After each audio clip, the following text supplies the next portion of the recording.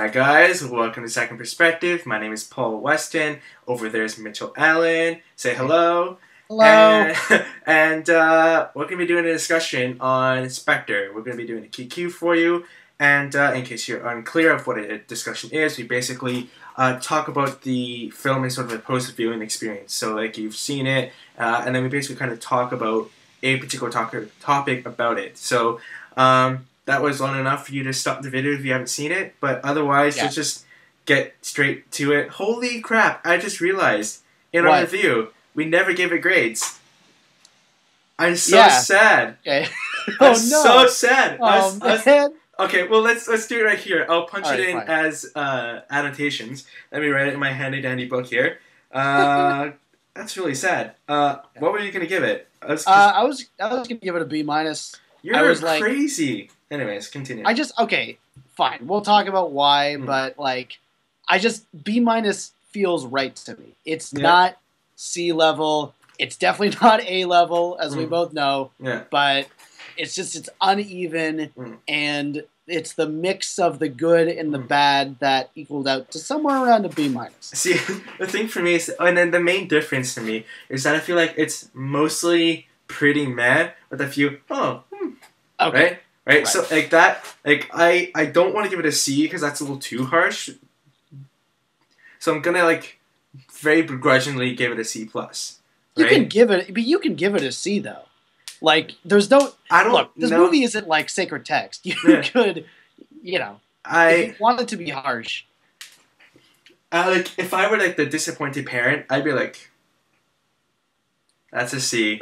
But like I'm also aware that I'm a fairly emotional reviewer, right? Like I think Interstellar, like I'm pretty sure I gave it an A, not an A minus, or like something like that. When I feel like that might be a little too aggressive, and like I'm trying to learn how to make my grades so that I won't be like, ooh, that's a little aggressive. 2 months, 2 months from now, kind of thing. Because like I watch or like I have to deal with our old videos, and sometimes I hear my grades, and I'm like, because like have you seen Kill Your Darlings? No, not yet. Okay, I gave that an A minus, whereas like Tori gave that a B. So I'm kind of like, right? So okay. But so that's why I'm giving it a C plus. I'm really sad it wasn't in the review. But anyways, because I was gonna rip on you if I thought you might give it like a. Nah, I didn't think you were gonna give it a B. But anyways, so what we did want to talk about in a more sort of grand scope and for Spectre in particular. Is expectations, and not just like, I really hope this is good because it's James Bond, but like also expectations that are sort of kind of subvertly or in a subtextual way kind of put onto this series, or like after watching Casino Royale, Quantum of Solace, Skyfall, all these different expectations that you have, and the big thing that came up was that when Mitch and I were sort of kind of coming up with the idea or structure of the review, Mitch made the point. He was like, if I looked at this film on its own, I wasn't that disappointed. Like there was uneven, etc., etc. I was like, but it wasn't terrible. I didn't burst into flames.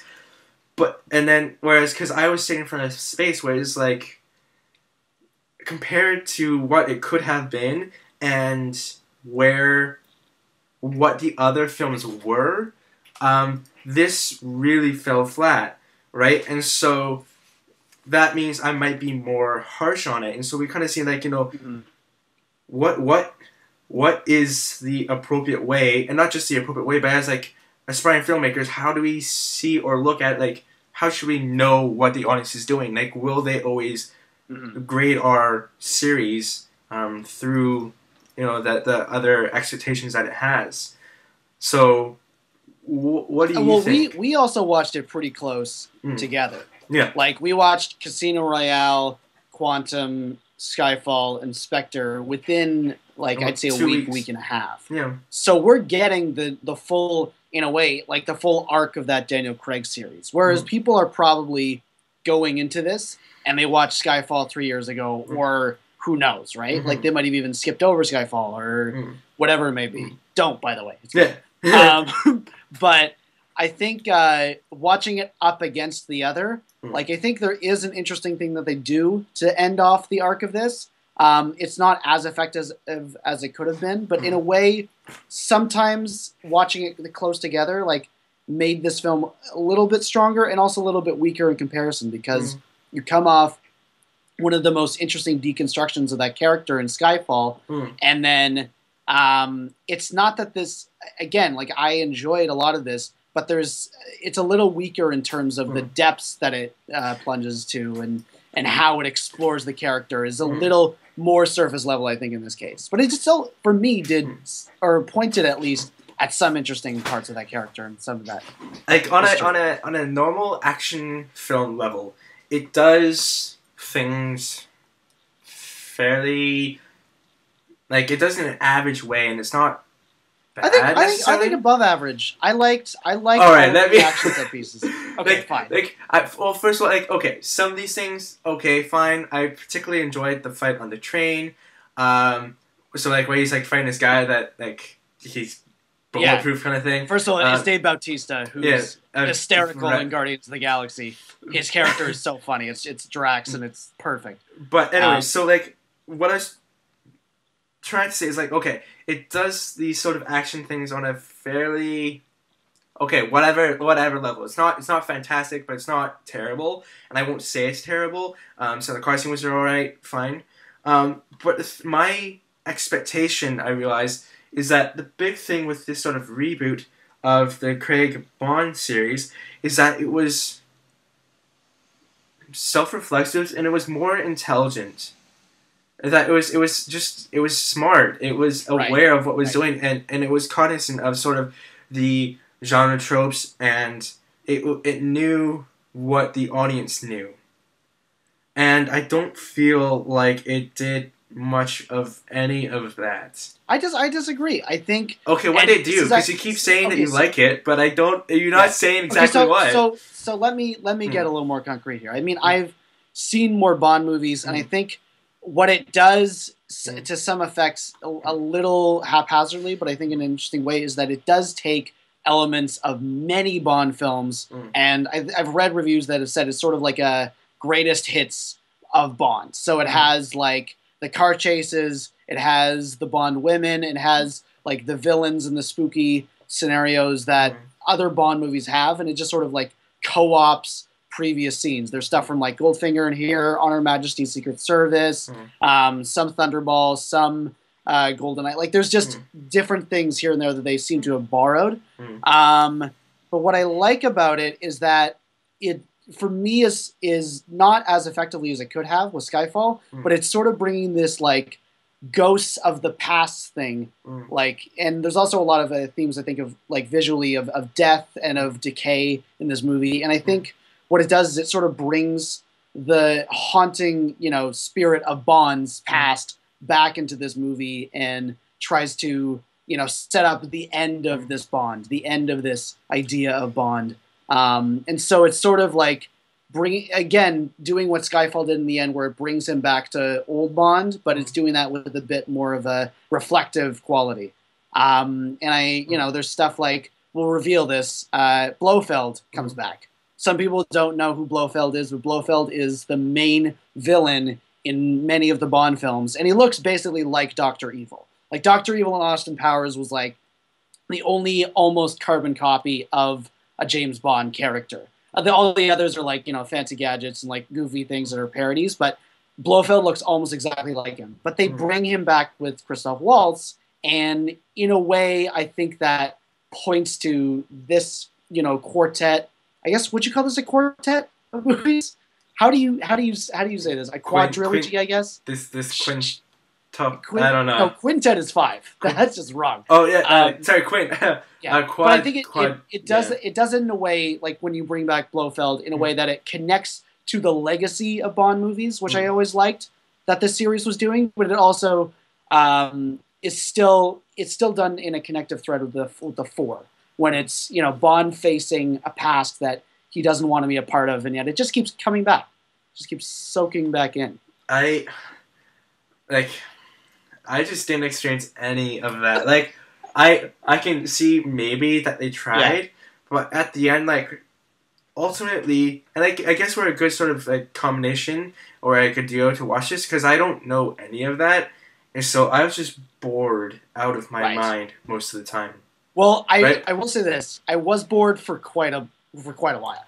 I do agree there. So the thing is like I never cared.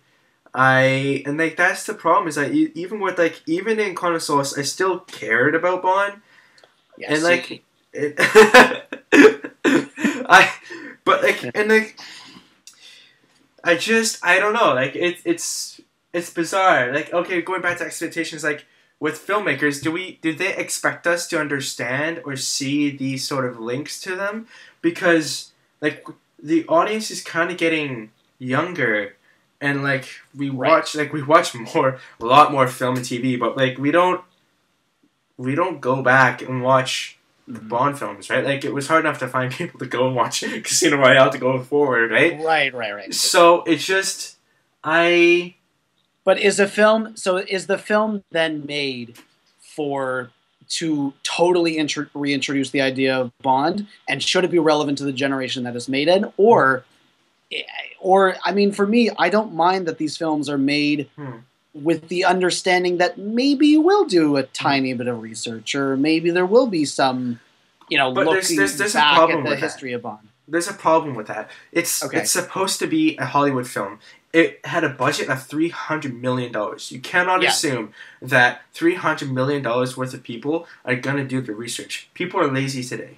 Right? Especially when they want to go to see a film. But then are you catering a film to a lazier audience just because it's easy? Or is it... But, like, I knew nothing about Bond other than the Craig films. Yeah. And I still thoroughly enjoyed Skyfall. Like, I feel like it's on the onus of the filmmaker... Right? I feel like it's on the onus of the filmmaker to be able to make a film that works without you knowing that stuff. Right? Because... And, like... That is what the issue is that I don't even know that I would still like this film if I knew that stuff, right? But if I give it the benefit of the doubt and say, like, okay, I appreciated it or whatever, I don't, and most people won't, and so that becomes a huge issue, right? Like what?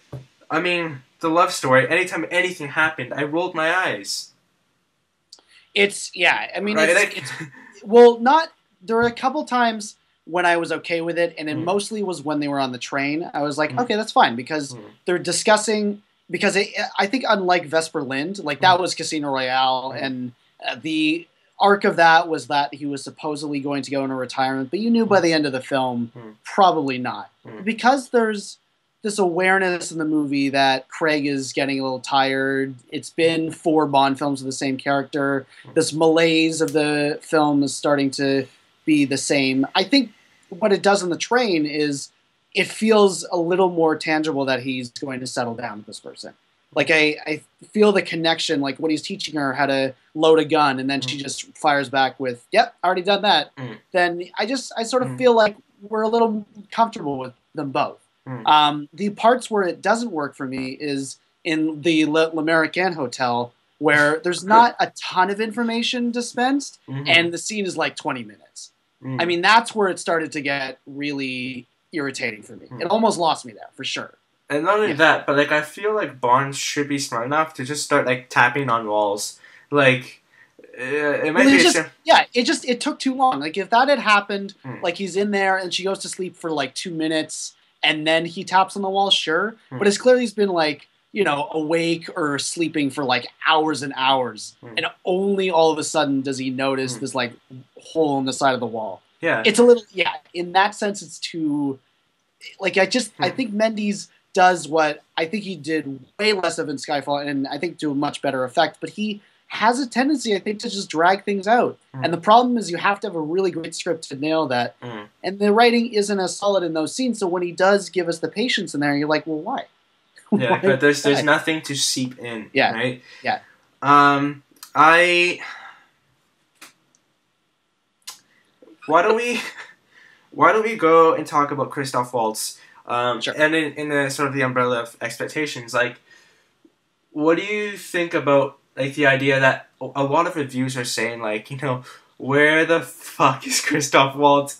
Yeah. And so like having Well, people. I think what's interesting is they introduce him Mm, in, and you didn't seem to like this scene, but in a scene that I really liked. mm, I liked the fact that it was all covered in shadows, and mm, it's just people calmly talking about international crises mm, and what their next move was. mm, And it just takes a long time before you know that Christoph Waltz is at the head of the table the whole time before he recognizes Bond and another action chase is set into motion. And I think what they did with that scene was interesting because they delayed that, even though you knew, it was like actual suspense. It's like, having the understanding that he's in the room, but when is he going to say something about it or do something about it? And then Dave Bautista comes out and pokes someone's, eyes out. And yeah.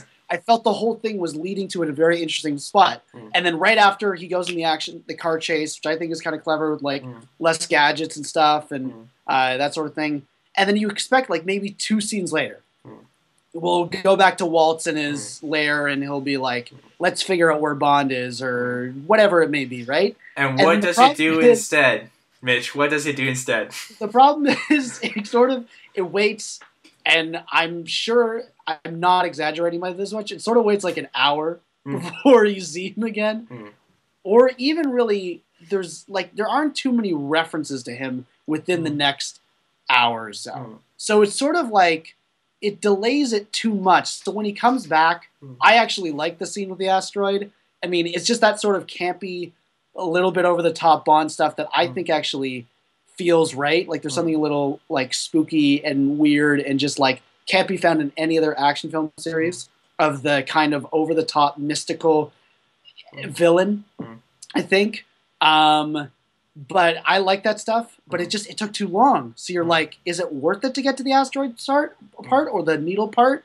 Because I just wish there was more of this. I feel like if they had layered Christoph Waltz more into this story, like they did with Javier Bardem and the Sheev, I think you could have come up with something a lot more compelling. Well, I think what happened essentially is in Casino Royale, it took a little bit of time to get to the Sheev, but the thing is that what it was doing, it was rebooting the series. It was showing Bond was clever. It was showing sort of his ability to do certain things, so that when he went against Le Chiffre, and he struggled, you knew that Bond was capable of doing certain aspects, and this sort of built up the strength or power or allure of Le Chiffre, right? So like, okay, that had a very particular reason why he had a little bit of time to get to Le Chiffre, because we don't see the Bond's villain in the first film till like minute 50 or something like that, right?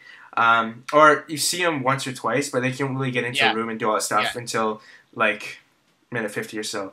With this film, they do the same sort of thing. You see him, you go, oh, this is kind of neat, whatever. I didn't dislike that scene or whatever. And I did all that stuff. I liked all that stuff. It was the fact that it took an hour after seeing him. Yeah, it's too long. Until seeing him, but I don't really know what the hour in between really does, other than let's go on an extended goose chase, and it's just like I don't care about the goose chase. I actually think this movie could have been a lot stronger. Not even like, oh, it could have been better. Like I just actually think it could have been way stronger and more satisfying if at least a half hour or 40 minutes of it was dealt with, tightened, cut out altogether, because I feel like the length in between those two, like the prologue and the epilogue in a sense, is just too long. And so the stuff that feels slower towards the end where they're holding you, like there's one scene where they got off the train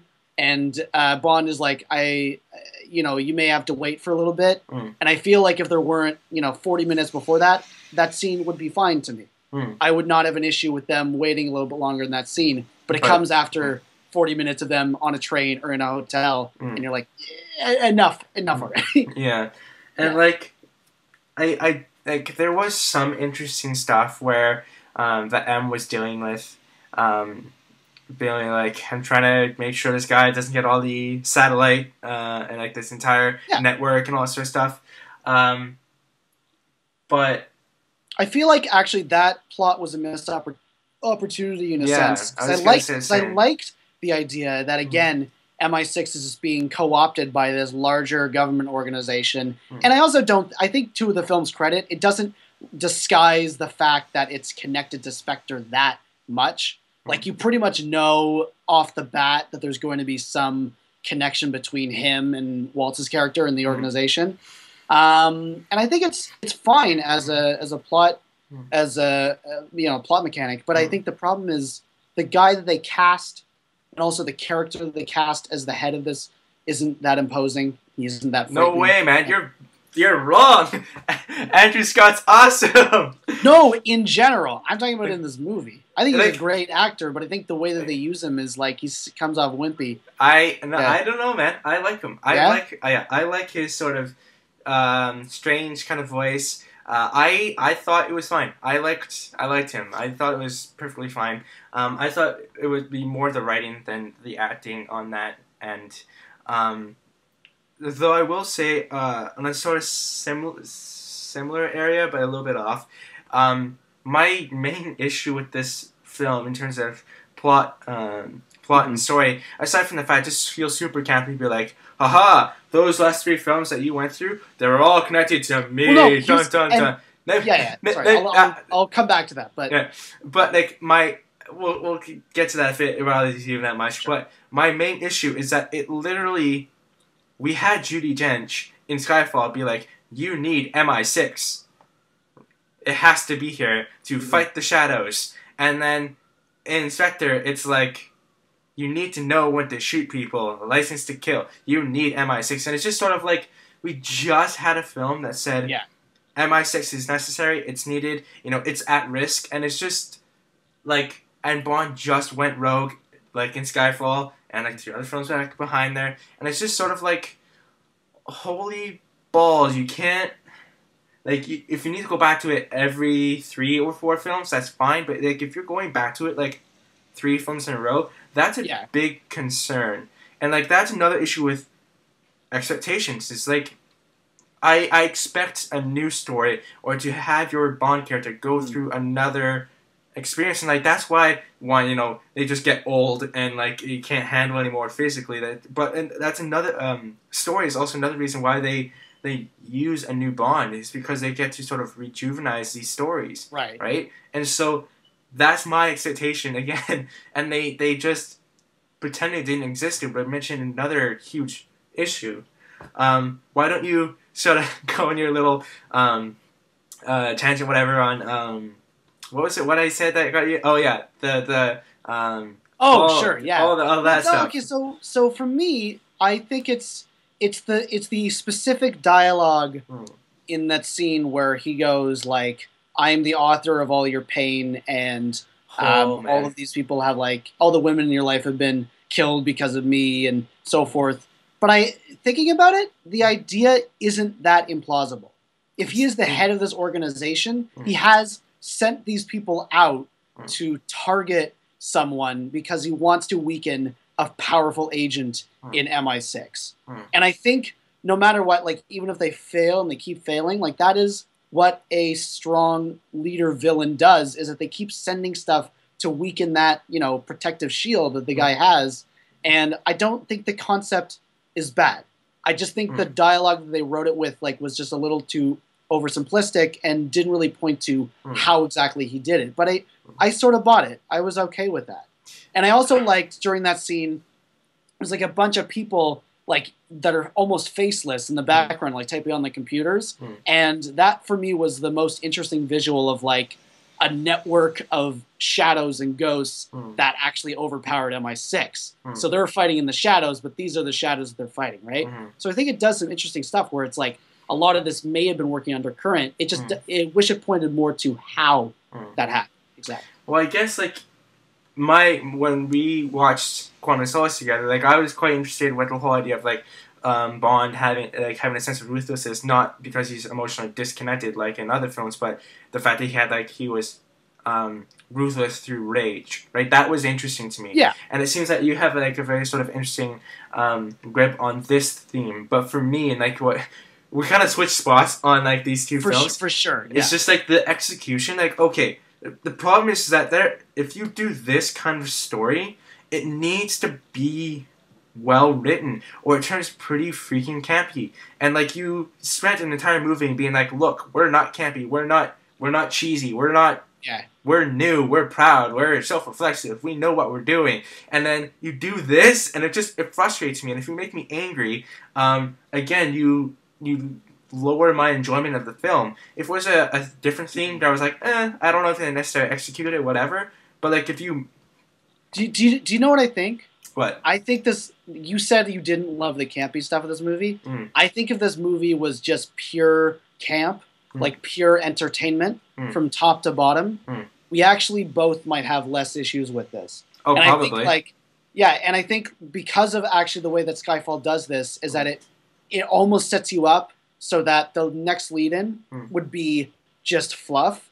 The fact that it starts introducing some of the darker and weirder elements in this movie, I think works in some ways, and then in some ways sort of weakens it on a whole. That's why I feel it's so uneven to me, is that it does bring some interesting parts in, and I just wonder if he should have gone one way or the other. Oh, absolutely. He should have just gone one way or another. I wouldn't care that. I would have been a little bit sad if it would have been a little more genre, but like I would have been okay with a Casino Royale, intelligent action kind of film. I would have preferred a Skyfall, but I would have been okay with a Casino Royale. But I got like some weird amalgamation. Well, not even Casino Royale though. Like you know, I say GoldenEye again, but like something from the Pierce Brosnan era, or even like Roger Moore, where it's like you bring in the character that's a little cooler and a little more like Daniel Craig's essence of that character, but then you infuse it with like, you know, I loved, for me, even though it didn't make a ton of sense, I loved the scene with the needles. I loved that. Because that's just like classic, like a machine that is meant to hurt someone, and why,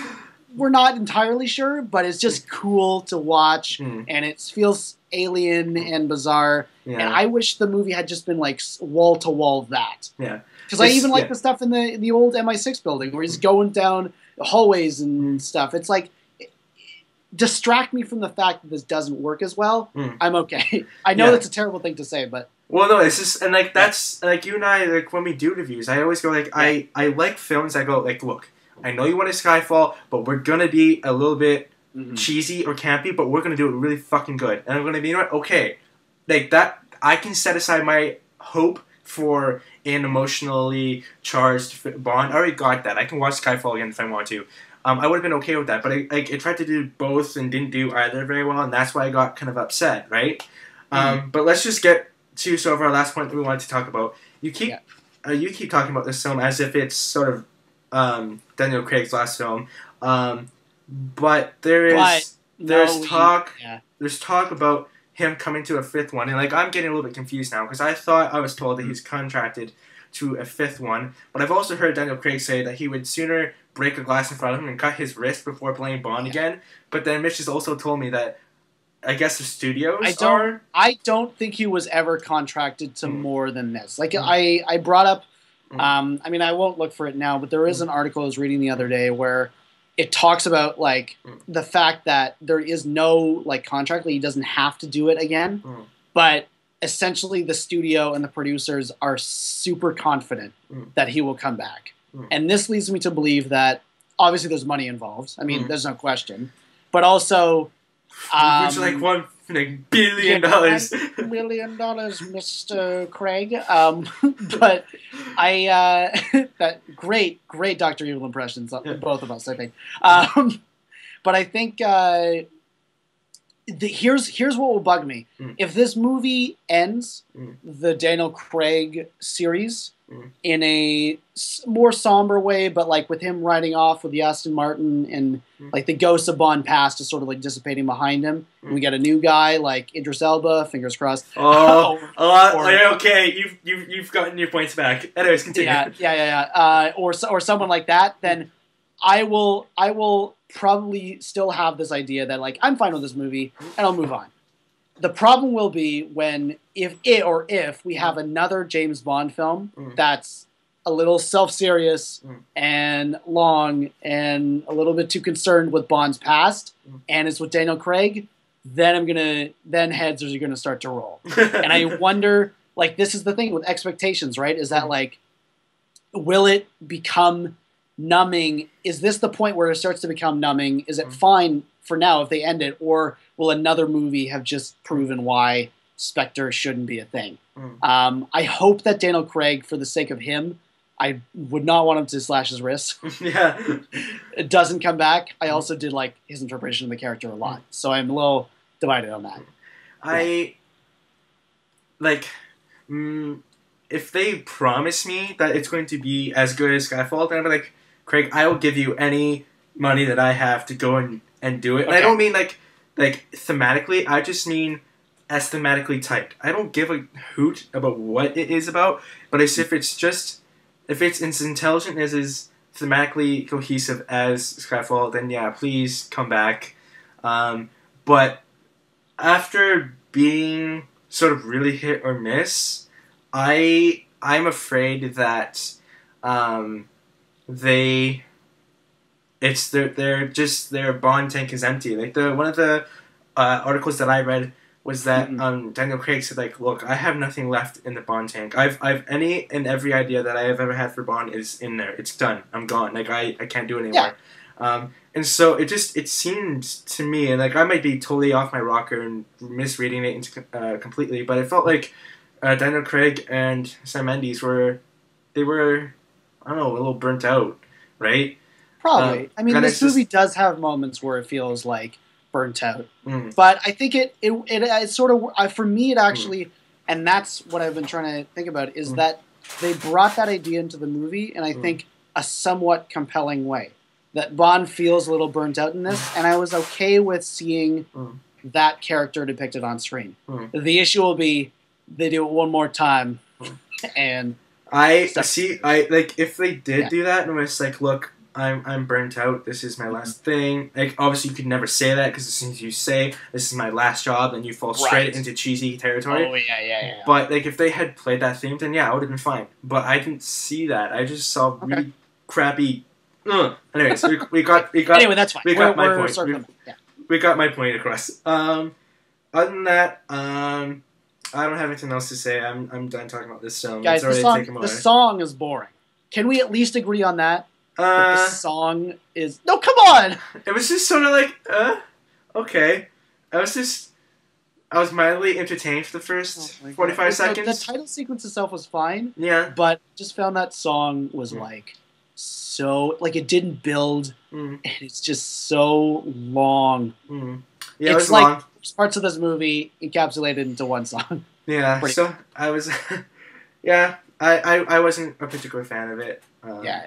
So, and like some of the images were kind of neat or whatever, but it just the sequence felt a little bit too real for me. Like I liked the whole idea of like Skyfall and Quantum of Solace and all that stuff. They're all very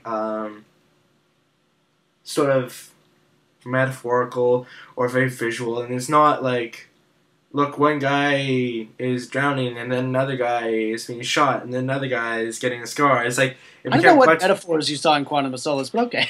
Well, I'm talking more about Skyfall for this one here. Yeah, let's be real. But yeah, it was more like those title sequences were more emotional than like logical. So, anyways, I'm done talking about this film. Do you have last thing to say or no?